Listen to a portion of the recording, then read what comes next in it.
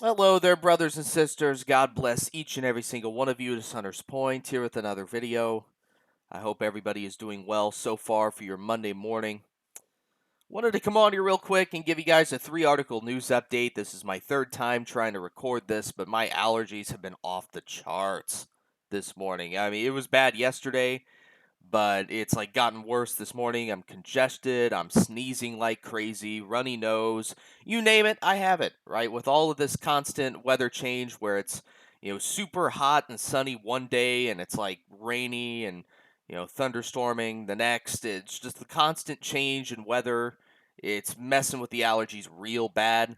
I'm not sure how many of you watching are dealing with the exact same thing in terms of sinuses and allergies, but for me, it's really, really bad right now. So if you could please keep me in prayer for my allergies and sinuses to kind of relax a little bit, I would be very appreciative of all the prayers I could get.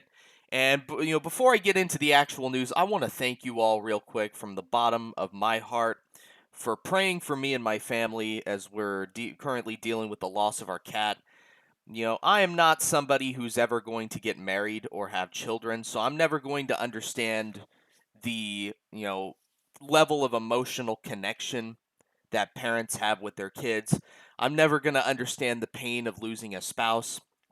So for me, the big thing are our animals, right? And they really do grow to become like family members, like I mean, my cats, it's like an extension of my family, right? And, we had 3 cats, and obviously now we're down to 2 because the one cat that we had to put to sleep was the one that I was closest to. So it's just been a very rough few days. So thank you all for praying for me and my family's well being during this difficult time. And I'm going to ask you guys to please continue to lift us up in prayer. It's going to take me a while to get over this. I mean, I don't grieve like typical people do. For me, I'm pretty numb inside. I'm not one who you're gonna see bawling like a baby or anything like that, because it's not gonna change anything, right? So the best thing I could do, the best thing that I could do to properly grieve and move on is try to get back to some sense of normalcy, which is what I'm doing here with this update. So, yeah, I just wanted to start the video out like that, just asking you guys for prayer and thank you all for your prayers that you've already sent our way. With that being said, I'm going to go ahead and start this news update. I've got 3 articles to talk about, so without any further ado, this is your world news update for the 28th of June, 2021. Let's get started here. First article is going to be talking about an update to the Miami condo collapse. So let's read this, and this is an updated article. The death toll has unfortunately risen to 9 people, with 156 people still missing 72 to 96 hours after the disaster. The inspector was seen on the roof hours before the collapse, and there's a picture, of course, the sort of the aftermath, if you will, of the Miami condo collapse. The mother of a woman who is missing in the Miami condo tower collapse blasted Governor Ron DeSantis, saying that Miami condo rescue efforts are not moving fast enough as officials raised the death toll to 5, and it's now obviously been risen to 9, and said that 156 people remain missing after it emerged that the building's inspector was on the roof just hours before the collapse. After 3 days of search efforts, it's now obviously continuing into a 4th day. Officials had said on Saturday evening that rescue workers had discovered a body and human remains, raising the confirmed death toll to 5 people. Obviously, they've discovered more people as they have now updated that confirmed death toll to 9 people. 3 of the deceased have been identified, and authorities have notified their families but aren't releasing their identities. As of Saturday evening, 156 people remain missing, and 130 people have been accounted for. Meanwhile, as search efforts continued, a video posted online shows a woman who has not been identified making an emotional plea to Governor Ron DeSantis of Florida to do more at a meeting between officials and relatives at, quote, a family reunification center set up at a hotel close to the scene of the tragedy. The woman slammed the current rescue mission, saying it is not enough, and questioned how nobody has emerged dead or alive from the wreckage of the Champlain Towers South building in Surfside, Miami Beach, More than 60 hours after the collapse, she accused the Florida governor of keeping up appearances, saying he is, quote, going to take a nice picture while breaking promises about the ongoing efforts to find those still unaccounted for. I think that's a little bit extreme, but I can understand she's going through a lot. She's grieving massively over what was really just a horrific, horrific tragedy. Please pray for the people of Surfside Miami Beach as they continue dealing with the aftermath of this really, really horrific condo collapse. It's just, honestly, and I've actually seen people say this, and I had thought this in the back of my head, but never said anything. But this really does kind of remind me of 9/11 in the sense of like, the buildings collapse and it leaves that sort of massive cloud of ash and smoke, and you're finding bodies in the rubble. It's really, really a very, very, what's the word I'm looking for? Eerie. It's a very eerie reminder of September 11th. So please pray for everybody in Miami. It's really, really bad stuff. Just a horrific, horrific tragedy. Second article now. We're going to be getting out of that and going to more of a natural disaster type thing. Still dealing with heat waves all across the United States. And now Portland, Oregon has recorded its hottest day ever on record. Yeah, their hottest day ever on record since record keeping began. Utility workers and wildlife managers across the Pacific Northwest were trying to keep people and animals safe on Saturday as a historic heat wave scorched the region, toppling records and sending residents searching for relief.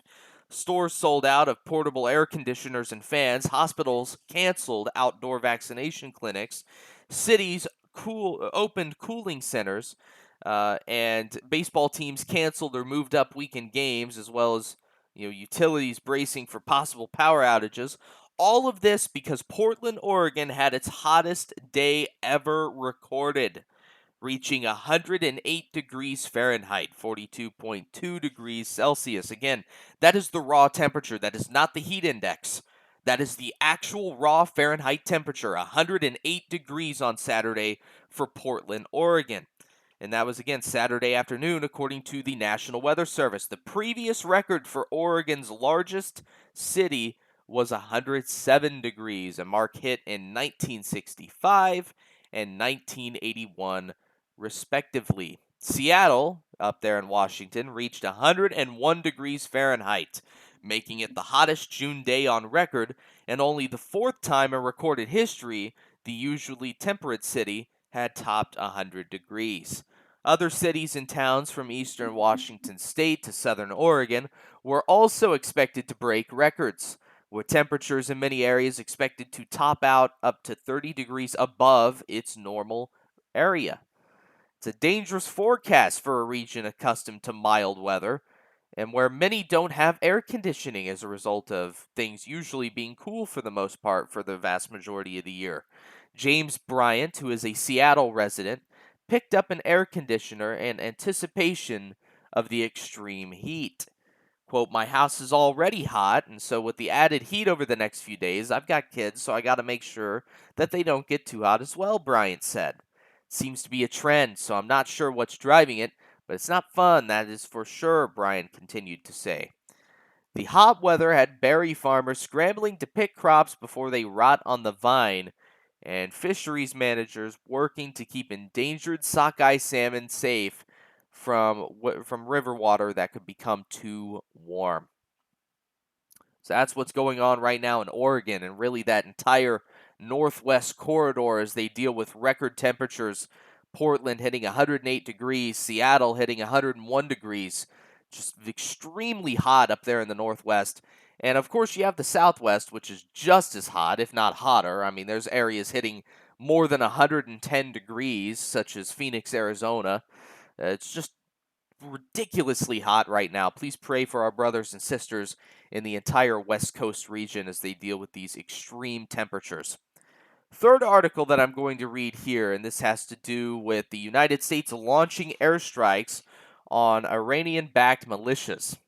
So I'm going to read this right now. The United States has launched precision airstrikes on Iran backed militias attacking U.S. troops with drones. And of course, a sample picture of some of those fighter jets. Now we have Joe Biden, who has directed the United States military to carry out multiple precision airstrikes against faculties and facilities linked to Iranian backed militia groups in Iraq and Syria on Sunday in response to drone attacks against United States personnel and facilities, according to the Department of Defense. A statement by Pentagon Press Secretary John Kirby, emailed to American Military News, read as follows. At Biden's discretion, United States military forces earlier this evening conducted defensive precision airstrikes against facilities used by Iran backed militia groups in the Iraq Syria border region.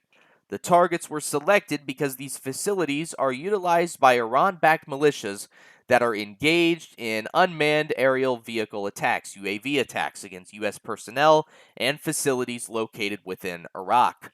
Specifically, if the United States strikes targeted operational and weapon storage facilities at two locations, both of which lie close to the border, that's going to be a way to hit them harder. Several Iran backed militia groups, including KH and KSS, have used these facilities, whether it be the operational and or the weapons storage facilities, and this is within two in Syria and one in Iraq, and these have been targeted by U.S. strikes.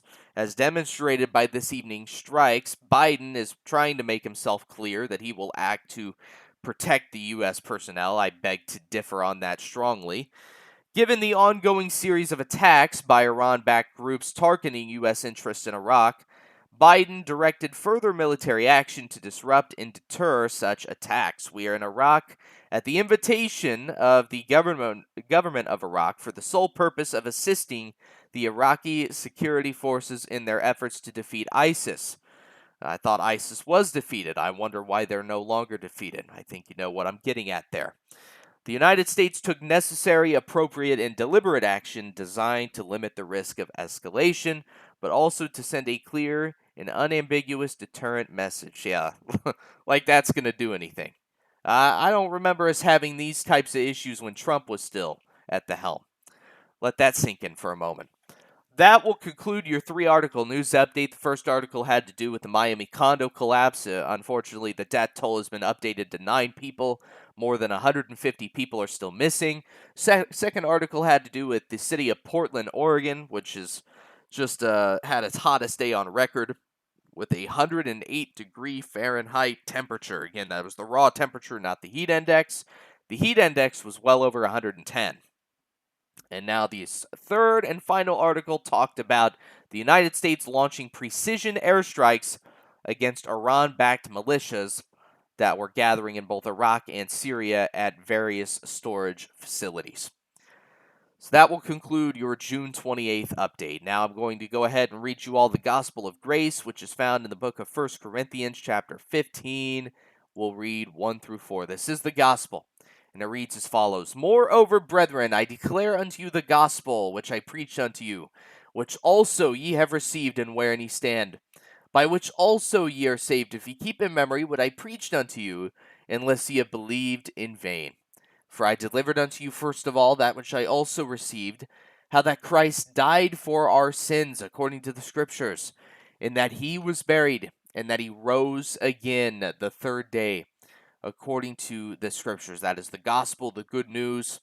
1 Corinthians 15, 1-4. That is how you are saved, if you believe that in your heart alone. It has nothing to do with you, or your own performance, or behavior, or good works, or good deeds, or your willingness to follow the commandments, or obey the law. None of those things have anything to do with your salvation. Ephesians 2, 8, and 9 makes it very clear that salvation is only by grace through faith in Christ alone. Ephesians 2, 8, and 9 says, For by grace are ye saved through faith, and that not of yourselves, it is the gift of God, not of works, lest any man should boast. Grace, by definition, is getting what we don't deserve, which is God's unmerited favor, which he has offered to us in the form of the free gift of salvation by faith alone, right? By placing our full faith and trust in the Lord Jesus Christ alone. That is the equivalent of us accepting and receiving that free gift once and for all, past, present, and future. Again, it's not of ourselves that we get this gift. It's entirely of God, so that no man may boast, all right?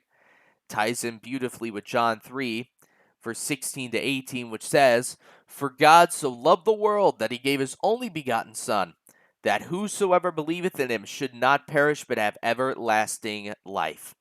For God sent not his Son into the world to condemn the world, but that the world through him might be saved. He that believeth on him is not condemned, but he that believeth not is condemned already, because he hath not believed in the name of the only begotten Son of God."